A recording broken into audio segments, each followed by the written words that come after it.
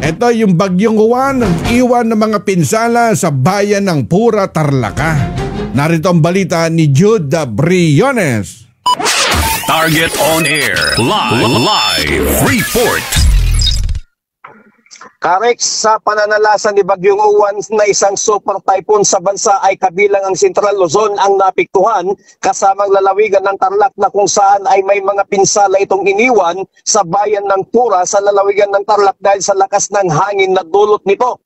Kaninang umaga, Nobyembre 10, 2025, ay nagsagawa ng personal na pag-iikot si Mayor Attorney Ipoy Balmores ng naturang bayan kasama ang mga tauhan ng lokal na pamahalaan ng Pura at ilang lugar sa naturang bayan ang natukoy na napinsala ni Bagyong Juan.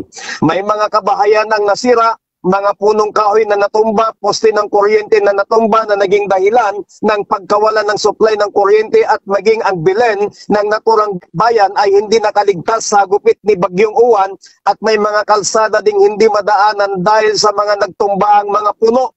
Personal ding binisita ni Mayor Ipoy Balmores ang mga kababayan nitong nasa evacuation centers upang kumustahin ang kanilang kalagayan.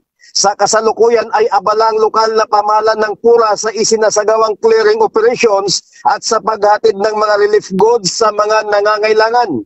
Patuloy din ang isinasagawang pagkalap ng mga datos at impormasyon hinggil sa mga nasirang kabahayan upang mas mabilis na maipaabot ang kinakailangang tulong. Nagpapasalamat si Mayor Ipoy Balmores sa mga tauhan ng MDRRMO, PNP, BFE, RHO, MSWD at PWS, Taril Kuwan, gayon din sa mga opisyal ng barangay at mga residenteng nagboluntaryo sa harap ng nagdaang bagyo. Ayon kay Mayor Ipoy Balmores na ang hindi matatawarang dedikasyon at maagap na paglilingkod ng mga opisyal ng barangay ay nagsilbing sandigan ng komunidad. Lubos na kinikilala at pinapahalagaan ni Mayor Balmores ang mga sakripisyo at profesionalismo ng mga barangay opisyal. Tinitiyak ni Mayor Balmores ng lokal na pamahalaan ng Pura ay handa itong tumulong at umalalay sa lahat ng napiktuhan ng bagyo na kanilang mga kababayan. Patuloy pa rin nagbibigay ng abiso si Mayor Ipoy Balmores sa kanyang mga kababayan na patuloy ang gagawin nilang pag-iingat. Mula dito sa bayan ng Pura, Tarlac, Jude Briones nagulat para sa Target on Air sa DZME 1530 ang Radyo TV. Target on Air. Live report. Ang balitang ito ay hatid sa inyo ng Clean Fuel. Quality fuel for less.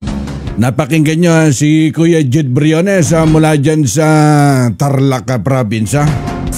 Bilib ako kay Kuya Jude Talagang lahat na ipipihit niya kay Mayor, kay Barangay Captain. Talagang kung ako Mayor at mapapakinggan ko yung balita ni Kuya Jude, nako, pumunta ka ng mas maaga sa opisina ko. Baka maunahan ka ng iba. Kayo'y nakikinig sa Target on Air. Target on Air.